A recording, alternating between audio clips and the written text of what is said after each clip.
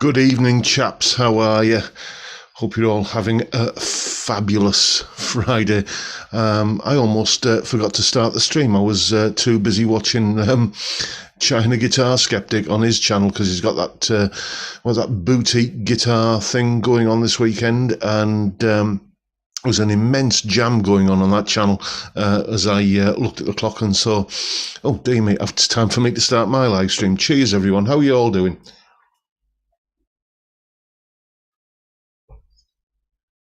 And let's have a look and see who's in the chat. We'll do the register, shall we? Steve Lamb. Oh, actually, Steve's got a question for me. Greetings, John. How about a comparison between your Harley Benton SC 552 and your CST 24? Pickups, fit and finish. They are made in different countries. Yeah, that's not a bad point, actually. The only problem is that I've changed so much on the CST 24 that it wouldn't be like, kind of comparing a Harley Benton with a Harley Benton. It would be comparing a modified Harley Benton with a different model of a Harley Benton that hasn't been modified, if you see what I mean. So, yeah, we shall see, though. I wouldn't care. I've just donated a stock CST 24 to Zoe's place. Excuse me. Thank you very much. Anyway, who else we got in?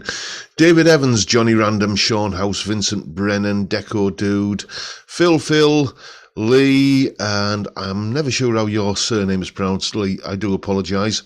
I'm going to have a go at Majorano. I hope that's not butchering it too much.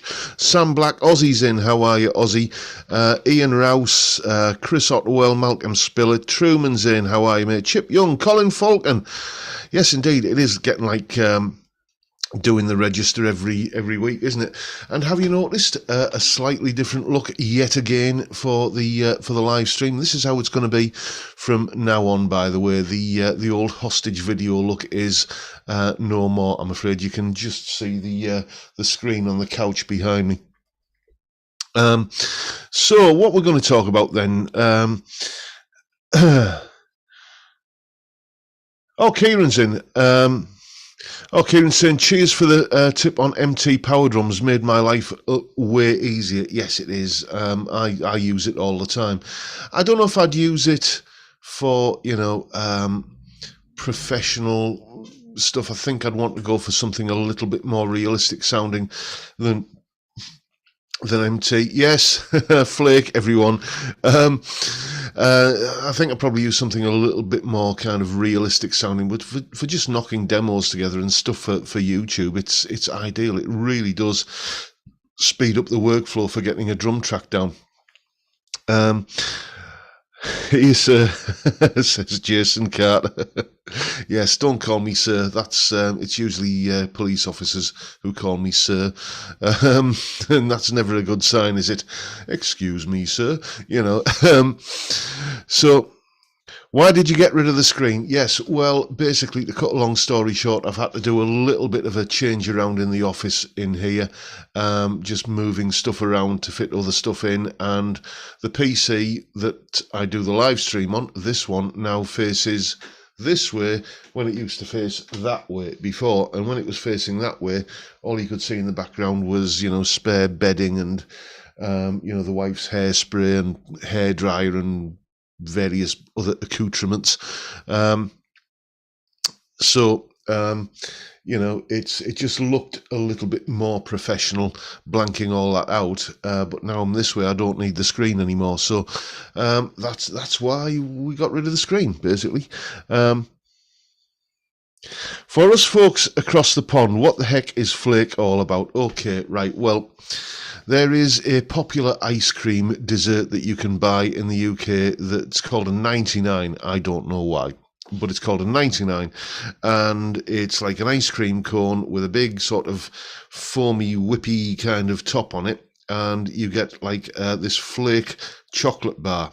and stick it into the ice cream. And when I pour a beer with too much of a head on it that looks, you know, people often, the thing in the UK is people say, do you want a flake in that, because it looks kind of like it's got a big ice cream kind of cone kind of top on it. That's where it comes from. It's not funny when you explain it like that, is it? It just isn't. But that is the origins of it. Perhaps it loses something in translation.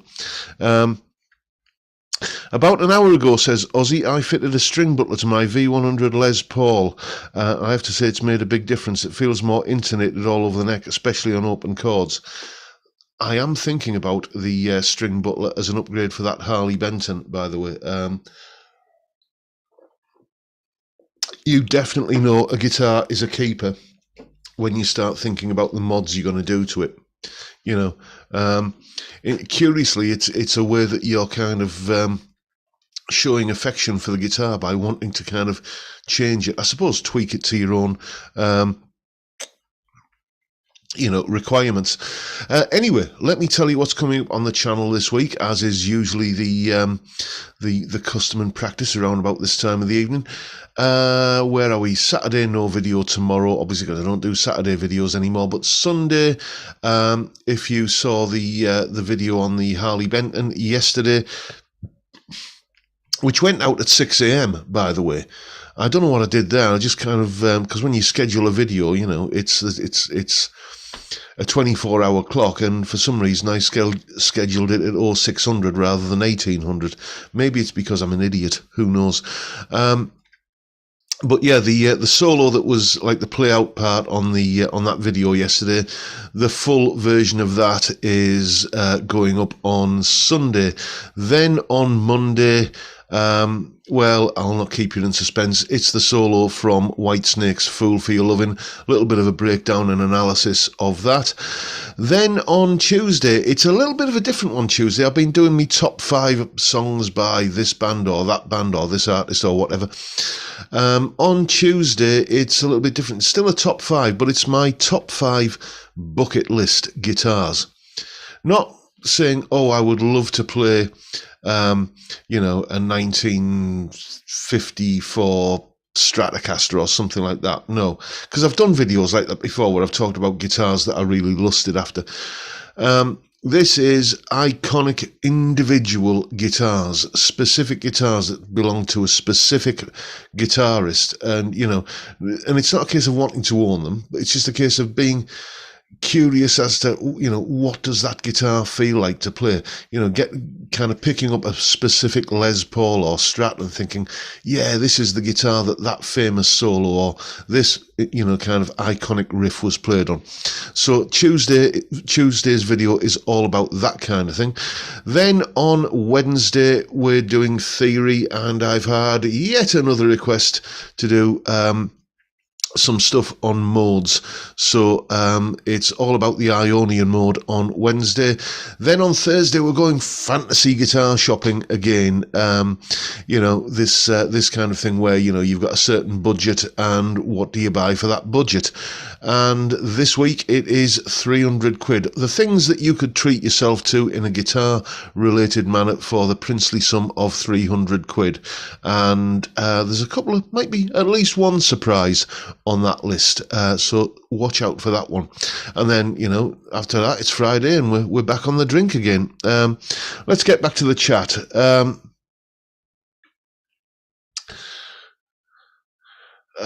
are we? I'm about ready to order an SC 552 as I can settle on the finish colour. I gotta tell you, let me just hold this up now. This one here. This is, oh, hang on, let's get the lead out there. This is the Desert Flame Burst, and I think that finish is absolutely drop-dead gorgeous. I know there is still some debate about whether this is or isn't a veneer. I'm still a little bit on the fence, to be honest with you. You know, I couldn't see any evidence of a veneer, and the chap from Toman told me there wasn't one. You know, or he said it's a top. I'm sure you all saw that on the video.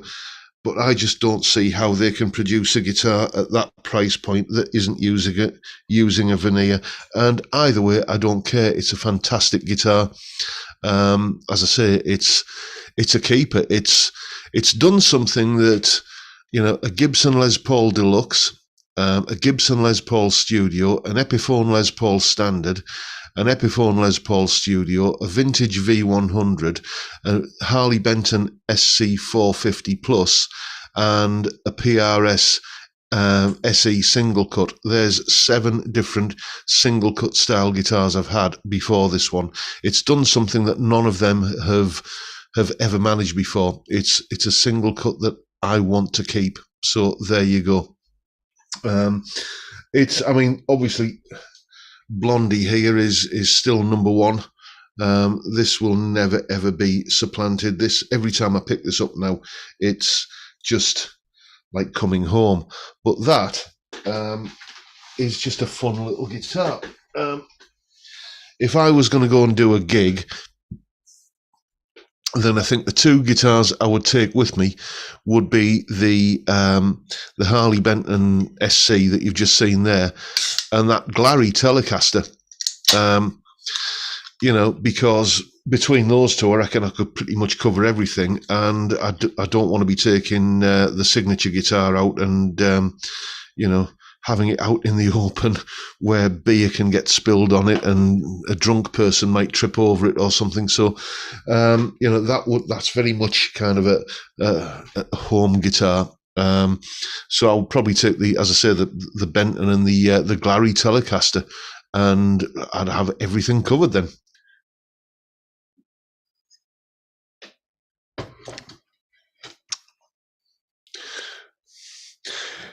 Yes, they are chambered. The SC 550 Mick, Kevin, it is chambered. They say it's got weight relief in it, and to me, that's, you know, that's possibly part of the reason why I like it, because, you know, it's not the, you know, what do they call a Les Paul, the osteopath's friend. You know, Les Pauls are always just so heavy, even when you're sitting down. And, you know how an SG always wants to kind of dive that way, neck dive. I always find that when I'm sitting down with a Les Paul, it always wants to kind of tip off the other way. But this balances perfectly. Let me see if I can demonstrate that. Let's see what sort of view we're getting here. Yeah, if I just do that, you can see that this guitar doesn't dive either way. It's perfectly balanced. And I don't think I've ever had a single cut guitar before that's done that. The last one I had, the last sort of Les Paul-ish, it's a bit of a stretch to call it a Les Paul really, but you know the kind of thing I mean, that was as well balanced as that was the PRS SE Mira, which was almost a keeper. Thank you, Das Flake. China Guitar Mike actually did me a lovely graphic last week on, you know, that I can put up as a banner whenever I pour a pint and somebody shouts Flake. But you know, I haven't quite figured out how to get stuff like that up on screen in Zoom yet. But bear with me, and we'll get there. Yeah, the PRS SE Mira was almost, but not quite, a keeper. It was. I could tell it was a beautiful guitar. Sounded great, played lovely, but there was just that extra something that needs to be there to make me want to keep it, and it just wasn't there really.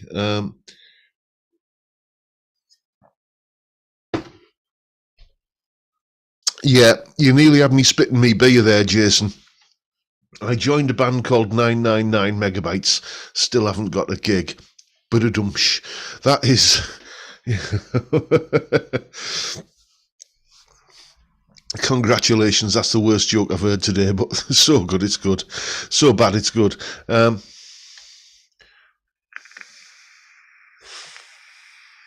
John, it looks a different colour. You look a bit blue. Yeah, this is a new camera and I'm still dialing it in, and it's got that many kind of settings on it, and the old camera, you just plugged it in and it was what it was, and you know, if it was a bit kind of um, you know, off one way or the other, you just had to live with it. But this has got so many settings, and I'm gradually finding my way round them, and you know, getting it dialed in. And then the next day, the light is entirely different, and you got to do it all over again. But I'm getting there. You know, it's when I first plugged it in, everything looked kind of sepia, kind of a sepia green. It looked like I was broadcasting to you from, you know, you know, kind of 1857 or something.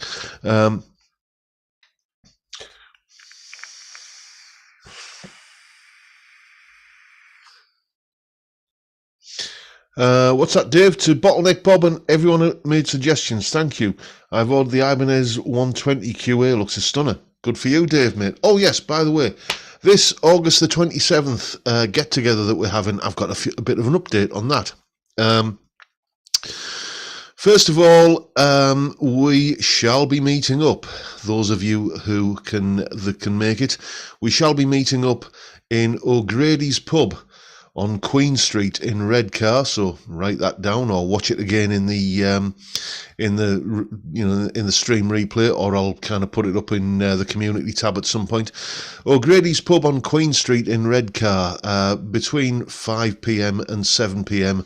on Friday the 27th. We shall be having a few beers in there before going for a curry, probably about 8 p.m. And I'm going to say, where are we now? What's the date today? Today is the...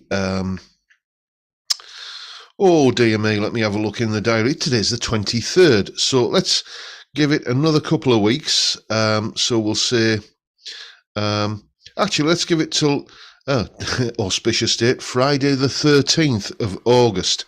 If you can let me know if you're going to be turning up for the you know, the get together, then by then I will know how many you know, what size table to book at the curry house. And what I'll also be doing is I'm going to be putting 100 quid behind the bar for drinks, not each, you understand, but it's basically my way of you know, just giving a little bit of something back to all of you chaps who, you know, supported me and helped me grow the channel and supported me on Patreon and YouTube and stuff.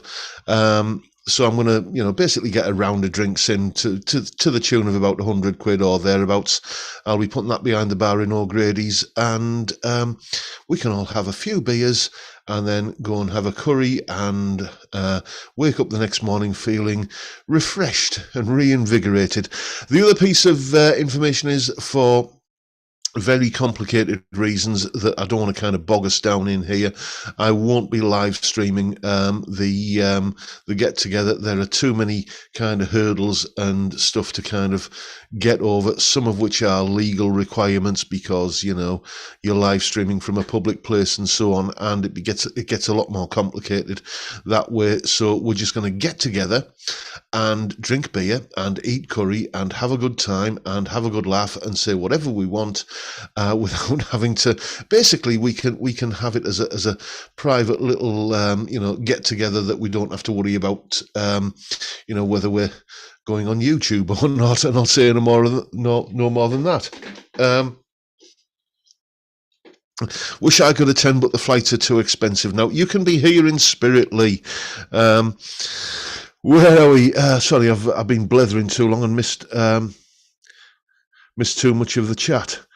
Can't you stick it on auto? You're talking about the camera, Johnny? Yes, I can, but then that's when it all goes kind of... I end up looking like a 70s edition of Top of the Pops, you know, when it used to go kind of all into weird colours and psychedelic and stuff.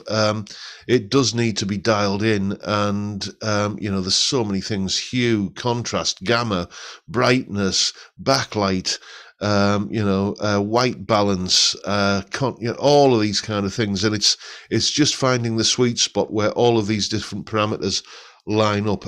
You would not believe how much time I've spent just staring into a camera this week going testing, 1, 2, and moving sliders around with mouse clicks.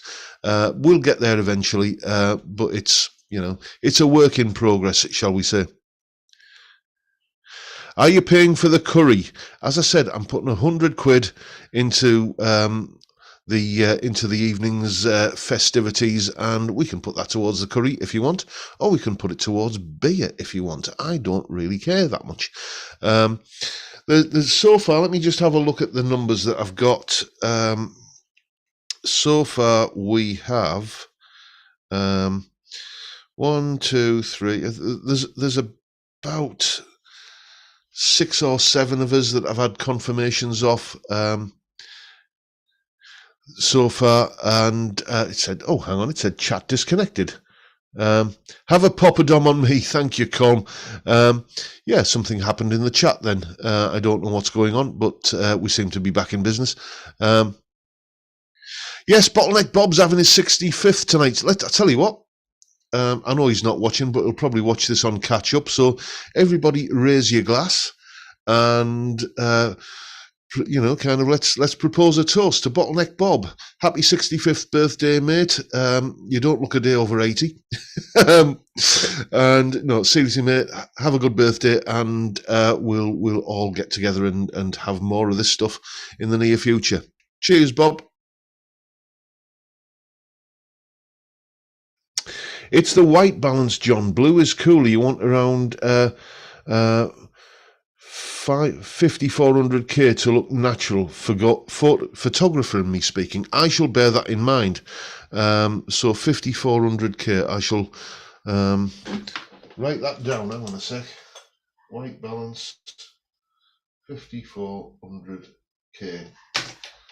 Thank you very much. It's amazing. Every day's a school day, isn't it? Love to be there, but bank holiday weekend and I'm already booked for the family. Yeah, well,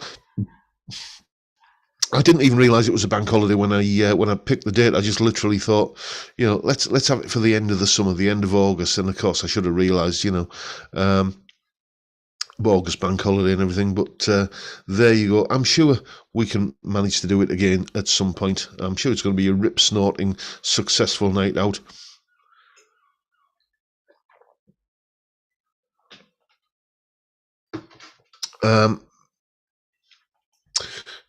You did mention changing the tuners on the 550. Any chance of a vid of you doing that, and which ones you're replacing them with? Yeah, that is something I do want to get into doing, is doing videos of me actually doing the work on guitars. The only problem is that for that kind of close-up work, the camera that I've been using up to this point hasn't really been up to the job. It's just always, basically, it can't focus on close-up stuff like that. But as you can see, I'm on a new camera now, so that is likely to be changing. There's really nothing to it. I mean, it's basically screwdriver and unscrewing stuff and screwing stuff in. I'll be honest with you, it's the parts of the videos when I'm looking at when Phil McKnight does that kind of stuff on guitars, or Darryl Braun or something. It's the stuff I always kind of fast forward through, because it's like, I know how to use a screwdriver. But then again, if there's a demand for it, I will be happy to oblige. It's like, I do not get, for the life of me, will never, if I live to be 100 years old, will understand why people watch unboxing videos. I don't watch them, but people seem to like them. So when I get a new guitar, it's like, okay, well, that's what people want to see. And, the moment you put unboxing in a YouTube video title, suddenly your views just go whoop and go stratospheric. You'll notice that I always speed up that part of the process, though. I always kind of, speed up the film for that part, because it's just, let's get this over with. People can, do you really need to see somebody using a Stanley knife to open a box? Apparently some people do, but I always do it at double speed. What if you get pinged? Yeah, indeed, there is that. We're on sort of sensitive ground talking about that sort of stuff. But let's just say that if you don't have the app on your phone, you're not going to get pinged. That's all I'm going to say. Um,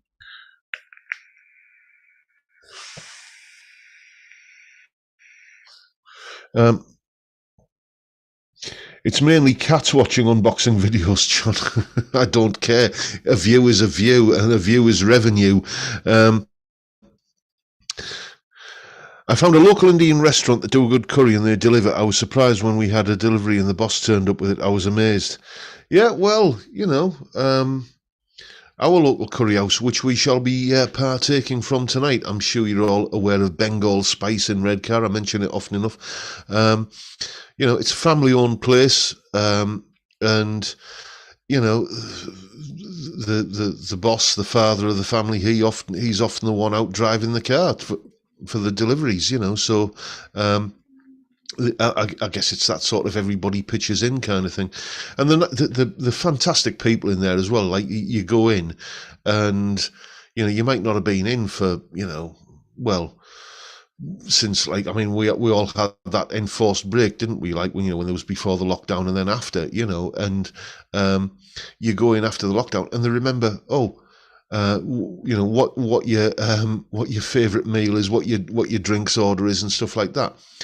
And it's just it shows that they care about the customers, and I'm more than well.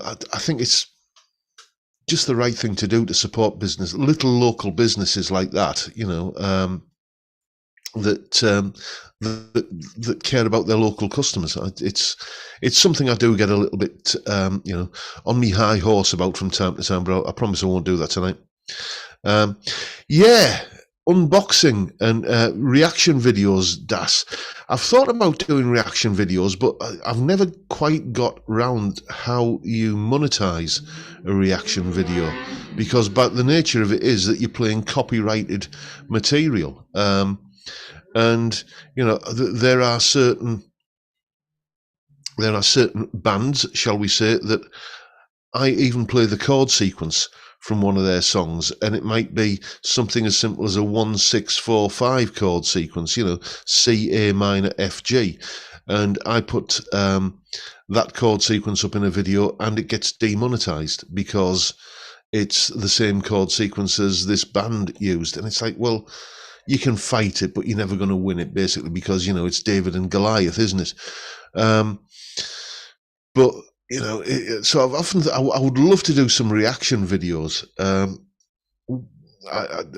looking into it, put it that way. There are one or two solutions that I'm looking into that, may just kind of allow me to monetize the video in some way. Because, sorry to be incredibly mercenary about it, but, I've got bills to pay and I've got a living to make. And, YouTube is a chunk of my monthly bills that get paid these days.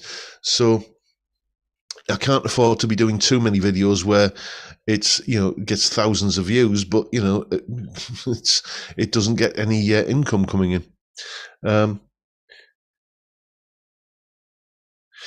He probably does it for the peace and quiet. Oh, you're talking about the delivery drive from the curry house.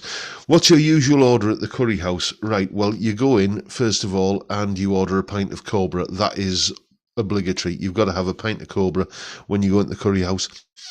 And then it's poppadoms, obviously.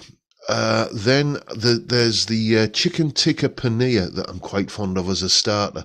It'll either be that or onion bhajis. Then I do like Bengal Spice's chicken tikka main course as well. It's got a real kick to it, and it's just the juices that it's cooked in are all kind of gorgeous. So that probably a garlic naan bread, or if it's not that, it'll probably be a balti of some description with garlic chili rice and chapatis. I think that's what I'm going for this evening. So I used to be absolutely bomb-proof with Indian food. I could order Vindaloo, Bangalore, anything like that, right from the kind of the top end of the Richter scale. But it has consequences these days. Leave it at that. But the obvious consequences. So I tend to just go for sort of anything roundabout kind of Madras heat these days. How many chord sequences are there? Hotel California versus We Used to Know. Yeah, all right, Steve. I'll do the Amazing Space Frogs. Yes, consider that on the list, mate. That is a video I'm going to do. Yes. Send me some links. I think I'm going to do the Palmo song first, obviously. But yeah, send us some links, Steve. I'd love to do that. Where was I? John Robson does a reaction video to hip hop. Yeah, there might be breakages there. Anyway, I've lost. I do apologise. I've lost my train of thought there. I can't think why. Talk amongst yourselves while I pour myself another beer and get ready to shout flake. By the way, what's everybody on tonight? It's the Morrison's export today. Weird thing about this delivery today. Got the grocery order from Morrison's 8 o'clock this morning. They turned up, and there was a copious amount of this beer in the order, and I'm putting the cans in the fridge, and one of them is a perfectly normal can of beer. Looks perfectly normal, like that. Ring pull still intact, unlike that one, and it's empty. There's not a drop of beer in it. An empty can of beer with an intact ring pull. And bless her, my Mrs. Jackie says, "Do you want me to email them?" I said, "No, don't be daft. I shall go out and buy some more." Thing is, you can't just buy one can of beer, do you? They come in packs of 4, so I'll have to end up getting another 4. But oh dear me, I wonder if I can find a use for them. Excuse me a sec. I just need to top up the old lung muncher. Right, where were we? That's a 99, John. Yes, indeed. Draft Guinness for me today on special at Aldi. I used to be a Guinness drinker. I used to back in the late 80s, early 90s. It got to be so that was my favourite tipple, but it just got. I don't know. I just kind of ended up migrating from Guinness, the proper draft Guinness in the cans, to lager when I was drinking at home. You tried any Harley Benton acoustics? Yes, indeed I have. I've got one. Let me go and grab it.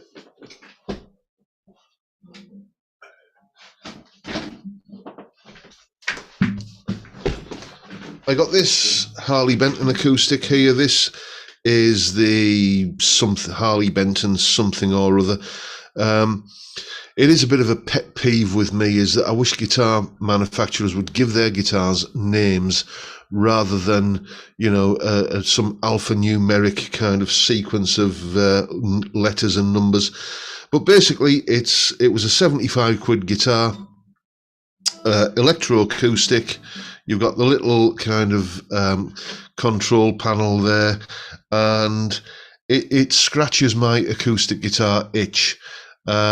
It just does what I need an acoustic guitar to do, which is to provide a little bit of texture in a mix. However, if you go onto Spotify and search for me on there, you'll find there's an album on there called The Whiskey Made Me Do It, and the title track of that album is that Harley Benton acoustic guitar just plugged in. A little bit of reverb, a little bit of EQ on it, and it sounds absolutely incredible. Somebody was asking me there, Deco Dude, treble bleeds, yes or no? A huge, resounding, definite 24 karat copper bottom, gold plated yes from me on treble bleeds. I think they should be fitted. I think there should be a law saying that treble bleeds should be fitted on all guitars, because it gives you back your volume control. Why would anybody want a guitar that when you turn the volume down to clean things up a bit, it makes it sound like somebody's chucked an old horsehair army blanket over it and, you know, robbed you of all your treble. It's just a fantastic thing. It should be, I mean, I have heard that there are some people out there who don't like them, but who don't like a treble bleed on a guitar. But for me, it's just, you know, it gives you back your volume control. John, drink the air beer when you play the air guitar.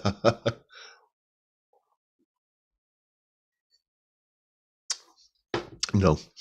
I ain't into air guitar, and I ain't into air beer. I don't know if that's still going, actually, but there was, a few years ago, dear me, there was, like, the air guitar championships, you know, where... And it was apparently an annual thing where people would kind of get up on stage and play air guitar to Eruption or Murder in the Skies or you know, whatever, some kind of, you know, huge twiddly guitar kind of thing. And I'm thinking, you know, just pick up a guitar and learn to play, you know. And the guy who was one, I saw him being interviewed, and he was kind of trying to make the case that it was like a serious art form, you know. I just think, get a life.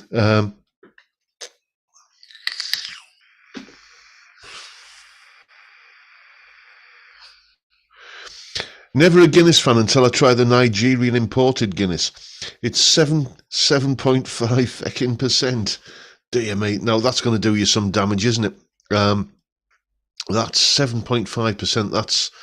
That's up there with, you know, the kind of lager I used to drink when I was a student. You know, I think it was Tennent's Extra or Tennent's Super or Kestrel Super Strength or something like that. Some kind of... I mean, it tasted like, you know, Lyle's Golden Syrup. It was absolutely gopping to taste, but you didn't care. You know, it was just... it did the job, shall we say. Does the SC 552 have treble bleeds installed? I couldn't tell you, Steve. Mainly because I haven't been behind the control panel yet, behind the back cover. What I can tell you is that it cleans up beautifully from the volume control. In fact, I feel a demonstration coming on. I'm just going to be... This is not going to be like a proper scientific kind of thing. But it will kind of illustrate the point. I'm just going to be plugging this in to the little Yamaha THR practice amp. Excuse me, where's the other end of this lead? Down here. Let's plug it in and let's dial in a crunchy overdrive sound. Here we go.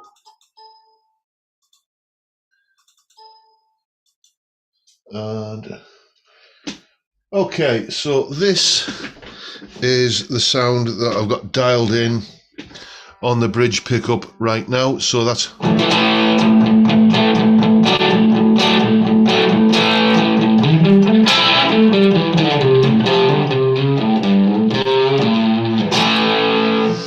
You know, that's a fairly kind of classic rock, blues rock kind of overdrive sound. And that's the bridge pickup on full volume. If I just back it off and...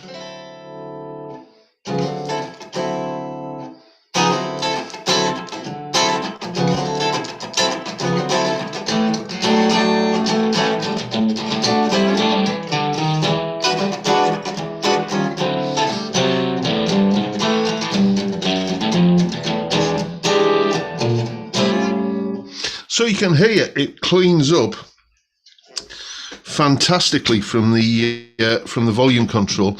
So I'm presuming it either has just... Oh, let's turn that volume down. It either has, you know, you know, a pretty good control harness in there. It wouldn't sound like that if it didn't have treble bleeds in. I shall look inside and confirm to you. But that's what the treble bleed is basically, you know, Tennant Super 9.5 and Brown Ale, the dog bite. Yes, I remember that particular cocktail well, Steve. But, you know, the treble bleed is a means to an end. It gives you back your volume control, and that guitar certainly has, or that guitar there, it certainly has the volume control that is usable across the whole range of values. And when you plug it into like a decent kind of setup, like, well, all of those amp models that you saw me play the guitar through yesterday were all courtesy of Positive Grid Bias amp. You know, it just works. So what can I tell you? It's, again, that's another tick in the box for that guitar. Much as I loved my vintage V100, that didn't have treble bleeds in, and it kind of turned to mud a little bit when you turn the volume controls down.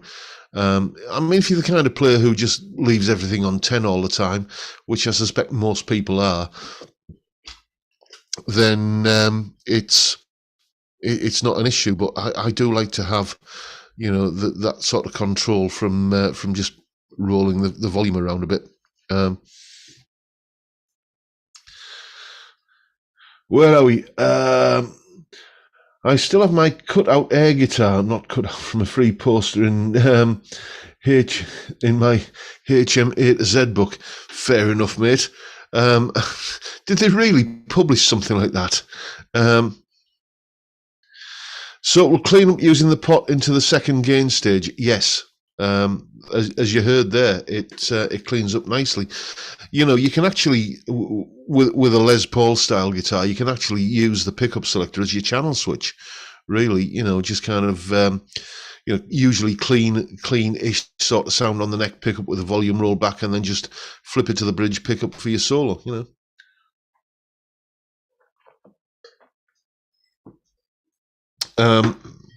Excuse me, I need more beer.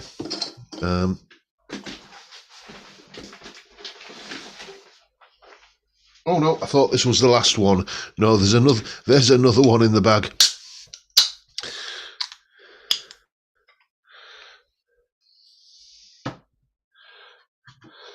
Sounds like a nice guitar, the Harley Benton. John, enjoyed your video on it. Well, thank you very much, Craig. Yeah, it's strange how tastes change. You know, I mentioned earlier on that if I was going to go out and gig now, which I'm not saying, you know, never say never, but I don't see that likelihood happening. But if I was, then that Harley Benton single cut and the Glary Telecaster that's had new pickups and new all kinds of stuff going on in it, those would be my gigging guitars of choice. 25 years ago, if you'd have said to me, when I was absolutely at the peak of my Strat addiction, if you'd have said to me then, you know, in a few years' time, you're going to basically not even own a Strat. All right, there's a Harley Benton Strat copy on the wall, but, you know,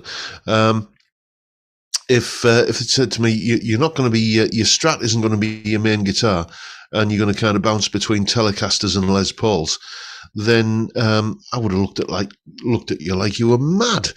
But yeah, tastes change. Can you play "Breathe" by Pink Floyd on air guitar? Oh, here we go. Yes, Flake.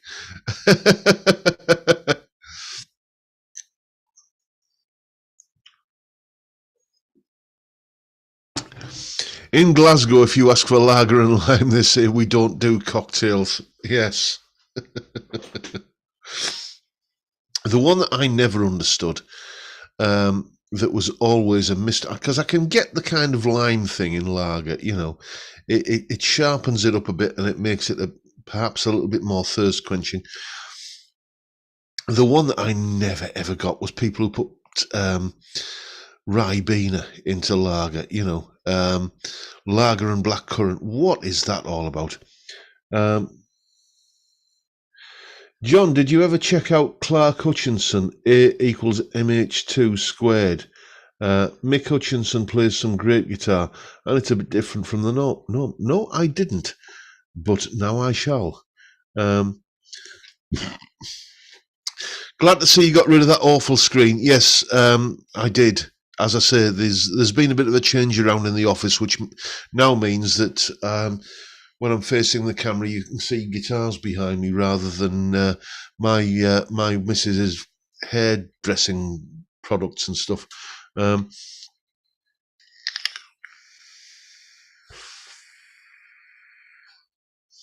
Isn't a treble bleed just a capacitor between the wiper and signal terminals on the volume pot?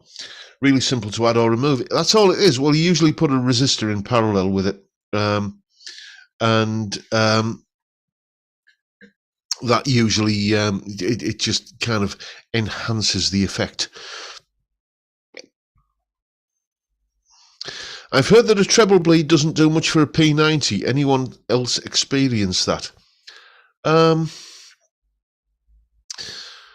I can't honestly say that I have. I've not had that many guitars with P90s on them, to be honest with you. I mean, I've got the I don't know if can you see it there. Yeah, you can. The Sub-Zero kind of semi-hollow thing behind me there. That's a guitar I don't know. I'm not saying buyer's remorse, but I'm not using it as much as I thought I would. Mainly because Blondie here does a particularly good P90 impersonation. Just flip her into single coil mode, back the tone off a bit, and you know, it's P90 sound there. So I'm just kind of thinking what I might do with that one. There may be some kind of giveaway. I'm thinking about it.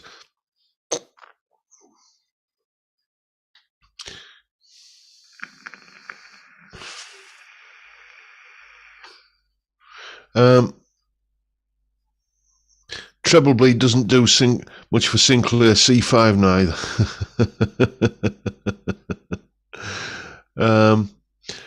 Oh, let's have a look.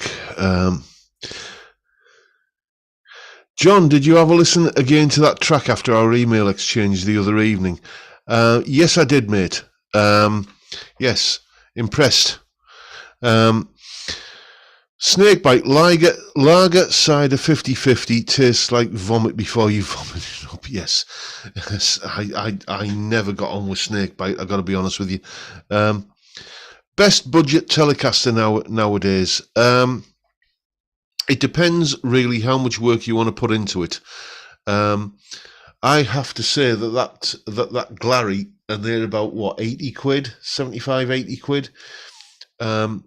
If you put a similar amount of money into it in terms of pickups and maybe tuners, and you know, and if you take your brave pill and drill through the you know, and do it string through, then that is a fantastic Telecaster. Oh, cheers, Steve. Thanks, mate. But you know, if you want something just straight out the box that's going to be pretty good, then apologies to be boring, but you know, that Harley Benton TE52, great little guitar. You know, it does everything you want a standard kind of Telecaster to do, and it does it well.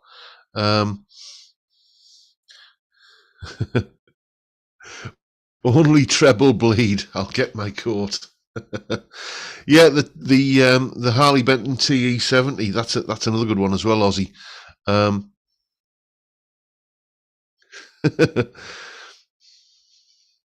How does a treble bleed differ from the strangle switch on a Jaguar? I don't know, because a Jaguar is a Fender offset guitar, and you know, regular viewers will you know, kind of know that I have a particular aversion to Fender offsets. I just don't get. I don't want one. I don't like them. I think they look a bit lumpy and ugly, frankly. But you know, no accounting for taste, I suppose. So I'm not that familiar with the with that switch on it.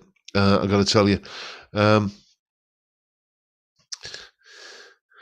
Well, I think the last time I looked, you could get the Glary Telecaster on eBay for about 65 quid. Well, that's got to be good. Mind you, Phil McKnight did I think it was a Donner Telecaster. Like it was like a Telecaster custom kind of thing, twin humbuckers, semi-hollow kind of thing. And he was quite impressed with that. And I think they're about $160. So that's probably, 130 quid or thereabouts in pounds sterling.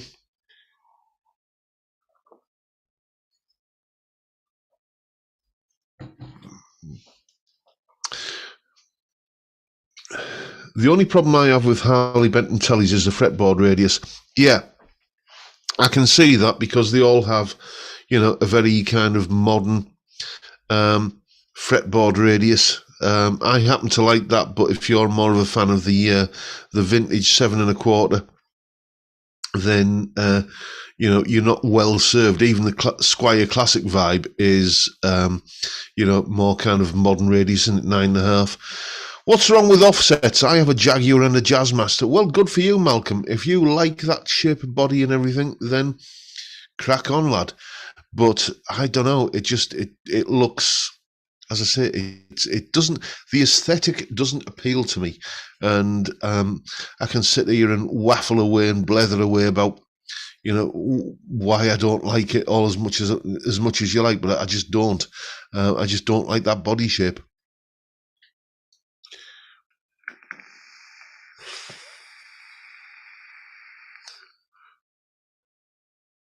The offset telly from a year ago must have done your head in. Yeah, that was the Ventura or something like that, wasn't it? Yeah, it was. I mean, just one word. Why?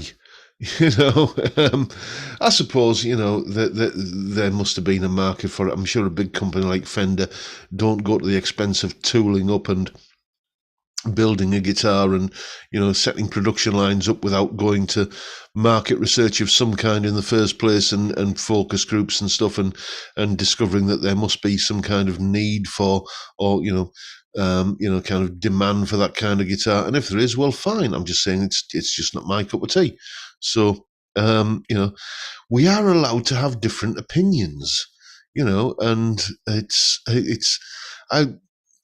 I long for the days when years ago you could disagree with somebody and not fall out with them. You could think, oh, well, that's what you think. Oh, well, I think different. Oh, well, fair enough. And it's not a reason to take to the internet and put the caps lock key on and start kind of shouting at each other. Those were the days, weren't they? Wondering recently whether to buy a good volume pedal and keep all guitar volumes on max for consistency. That is another way you can do it, actually, rather than kind of using the volume control on your guitar. I used to know a lad who had basically an amp with an effects loop. It's not that, but in the effects loop of his amp is what I'm trying to say. Is he used to put a volume pedal. And that was his way of controlling like his sound. It was like he would kind of have, I think it was a single channel amp of some kind, but it had an effects loop. And he'd have like it set for a clean sound, dial in his dirty sound on a pedal, Tube Scream or something like that. And then when he wanted to go to a dirty sound, but quieter for sort of chuggy power chords behind the vocals, use the volume pedal. When he wanted kind of a louder clean sound for loud clean parts, for clean lead parts, again, use the volume pedal. It's a fantastic way of doing it.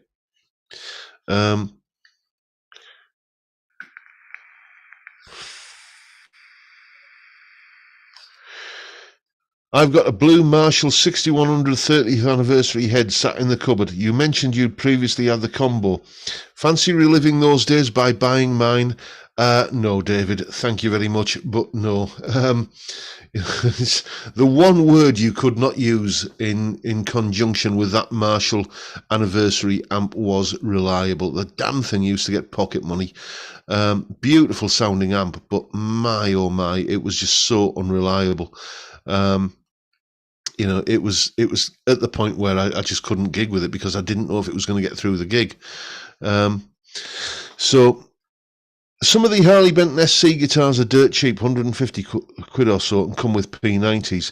Yeah, I think there's a gold top one, isn't there? And don't ask me to remember the model number. As I say, I prefer guitars that have names rather than model numbers.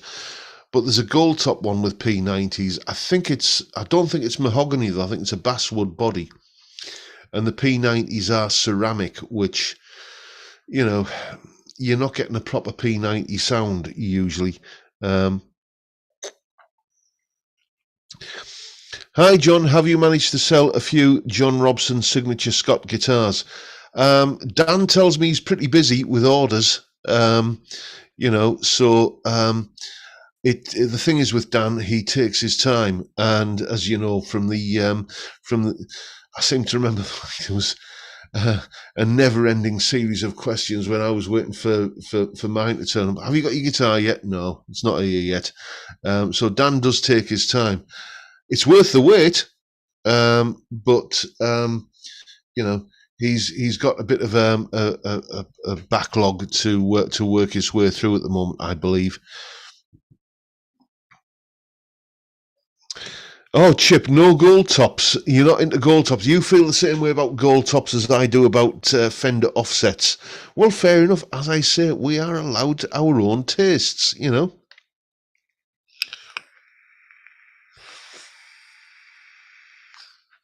I know I go on about great cheap guitars, but it doesn't mean if somebody wants to give me a Murphy's Lab Les Paul, I wouldn't accept it. Just saying. After a sponsorship deal there, Ozzy. Crack on, lad. John, how about an interview with Malcolm Spillitz so he can show us his guitar collection? Well, yeah, why not? Yeah, if you want to, Malcolm, if you're up for it, drop me an email and we can, figure something out. We'll zoom it and we can, let's do that. I'm up for that. If anybody else has any other suggestions for videos like that, then please feel free. Had 2 gigs last Saturday, halfway into the first song, my amp blew. Dear me, Craig, what did you do, mate? How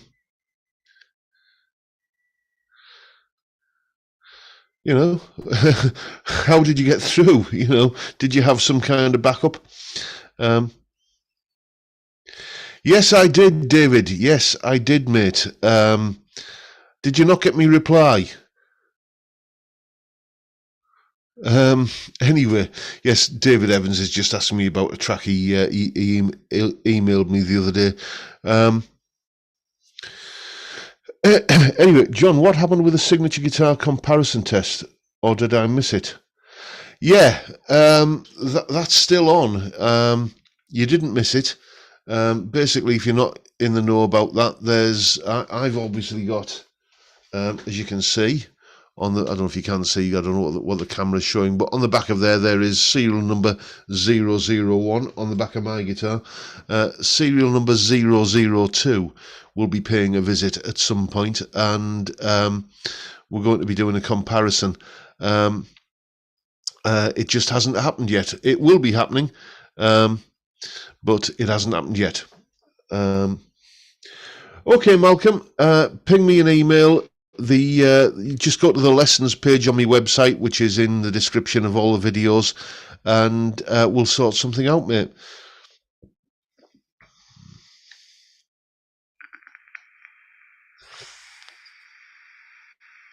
The Marshal has been much more reliable than my 2 SJB audio combos. Both service regularly and decent techs, and both combos are currently dead. Back to my old Blackstar HT5 now. So yeah, that was the thing. I think it was an issue with that Marshall anniversary combo. It was because essentially all of the circuitry was mounted upside down inside the back of the amp. That the heat used to rise and cause things to kind of go amiss on the circuit board, where in the head it was kind of the right way up, and the heat used to dissipate out the top. That's the story I've heard. It was, as I said, beautiful sounding amp, but do I really have any use these days for a 100-watt amp in this room. No, I didn't even have any use for a 100-watt all-valve guitar combo back when I was gigging regularly. I don't think I ever did a single gig with that thing on more than 25 watts, because you could, knock it down to 50 watts and from 50 down to 25. And it, I think that was, how I used it for all the gigs, mic'd or unmic'd, Luckily, I had a little orange Dark Terror with me, which saved the day. Yeah, those little lunchbox amps are, quite the thing to have, in reserve, aren't they? You can just they take up no space, and it's a lifesaver. What walks around Yellowstone Park and picks its nose? Bogey Bear. Da-dumsh. Thank you. Yeah, Kieran's got one on order and willing to wait for such an individual guitar. That's Kieran's talking about my signature guitar.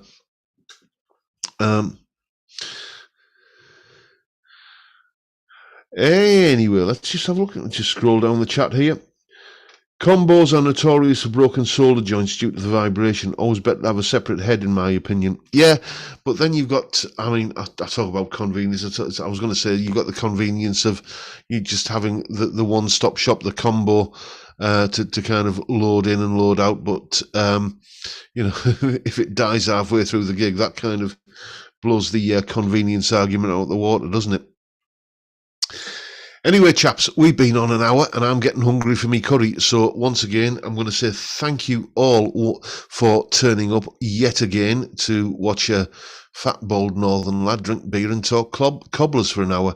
I'll see you all on the next one. But for now, time, gentlemen, please.